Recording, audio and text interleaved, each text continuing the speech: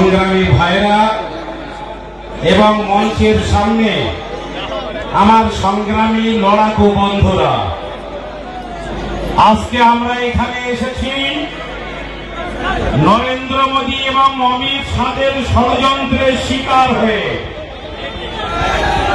কি সেই ষড়যন্ত্র? না, মসজিদের জায়গা কেড়ে নিতে হবে। বিজেপি চাইছে কবরস্থানের জায়গাটাও কেড়ে নিয়ে আদানি আমদানি করে দিতে হবে। আমরা বলতে চাই, এদেশের ওয়াকফ সম্পত্তি, মসজিদ, মাদ্রাসা, কবরস্থানের সম্পত্তি, এটা মুসলমানদের নিজস্ব সম্পত্তি। আমরা কারো দয়ার অনুগ্রহ করে মসজিদের সম্পত্তি বানাইনি। তাই আজকের মসজিদ, মাদ্রাসা, কবরস্থানের সম্পত্তি যত কালা কানুন পার্লামেন্টে বসে তোমরা ক্ষমতা দেখিয়ে, সংখ্যাগরিষ্ঠতা দেখিয়ে তৈরি করো না কেন, আমাদের সম্পত্তি তোমরা কিন্তু কেড়ে নিতে পারবে না। আজকে কোচবিহারে এসেছিলাম, আগামী 26শে এপ্রিল কলকাতায় ব্রিগেড সমাবেশ হবে, তার আমন্ত্রণ জানাতে আজকে কোচবিহারে এসে দেখছি এখানেও একটা মিনি ব্রিগেড তৈরি হয়ে গিয়েছে। আমি সকাল থেকে দেখছি লাখো লাখো জনতা সমগ্র কোচবিহারের রাস্তা জুড়ে আইন মেনে, সংবিধান মেনে, সমস্ত কানুন আর বিচার ব্যবস্থাকে সম্মান জানিয়ে কোচবিহারের শিশু থেকে আবাল বৃদ্ধ বনিতা সবাই শান্তিপূর্ণ মিছিল করছেন।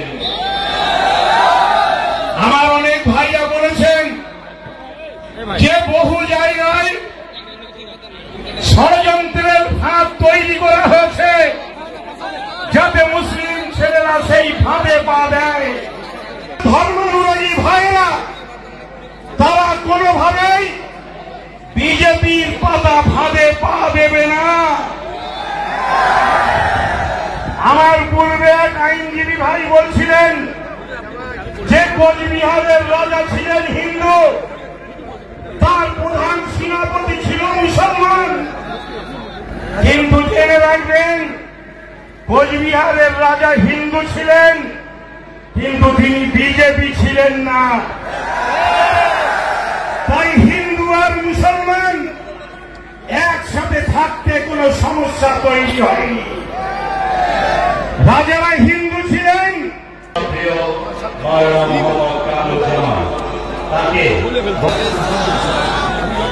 মঞ্চে উপস্থিত সংগ্রামী ভাইরা এবং মঞ্চের সামনে আমার সংগ্রামী লড়াকু বন্ধুরা, আজকে আমরা এখানে এসেছি নরেন্দ্র মোদী এবং অমিত শাহের ষড়যন্ত্রের শিকার হয়ে।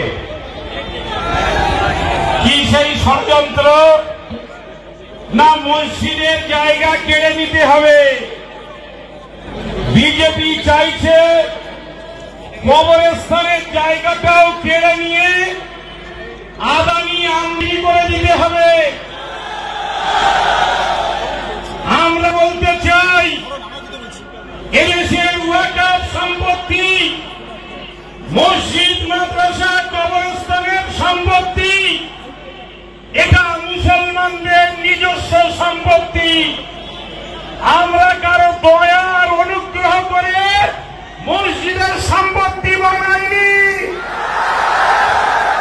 তাই আজকের মসজিদ, মাদ্রাসা, কবরস্থানের সম্পত্তি যত কালা কানুন পার্লামেন্টে বসে তোমরা ক্ষমতা দেখিয়ে, সংখ্যাগরিষ্ঠতা দেখিয়ে তৈরি করো না কেন, আমাদের সম্পত্তি তোমরা কিন্তু কেড়ে নিতে পারবে না। আজকে কোচবিহারে এসেছিলাম, আগামী সিলেট সমাবেশ হবে তার আমন্ত্রণ জানাতে আজকে কোচবিহারে এসে দেখছি এখানেও একটা মিনি ব্রিগেড তৈরি হয়ে গিয়েছে। আমি সকাল থেকে দেখছি লাখো লাখো জনতা সমগ্র কোচবিহারের রাস্তা জুড়ে আইন মেনে সংবিধান মেনে সমস্ত কানুন আর বিচার ব্যবস্থাকে সম্মান জানিয়ে কোচবিহারের শিশু থেকে আবাল বৃদ্ধ বনিতা সবাই শান্তিপূর্ণ মিছিল করছেন। আমার অনেক ভাইরা বলেছেন যে বহু জায়গায় ষড়যন্ত্রের ফাঁদ তৈরি করা হয়েছে যাতে মুসলিম ছেলেরা সেই ফাঁদে পা দেয়। ধর্মানুরাগী ভাইরা তারা কোনোভাবেই বিজেপির পাতা ফাঁদে পা দেবে না। আমার পূর্বে এক আইনজীবী ভাই বলছিলেন যে কোচবিহারের রাজা ছিলেন হিন্দু, তার প্রধান সেনাপতি ছিল মুসলমান।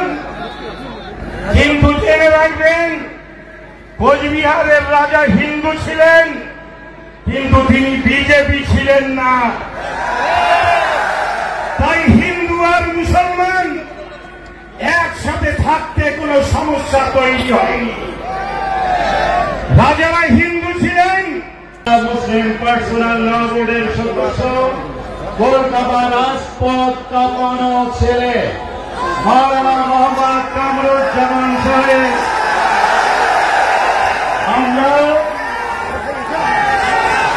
ইউনাইটেড মিল্লাত মঞ্চের পক্ষ থেকে এবং কুচবিহার জেলার সমস্ত ভাইদের পক্ষ থেকে কামরুজ্জামান সাহেবকে স্বাগত জানাই, অভিনন্দন জানাই, অভিবাদন জানাই এবং মোবারকবাদ জ্ঞাপন করছি।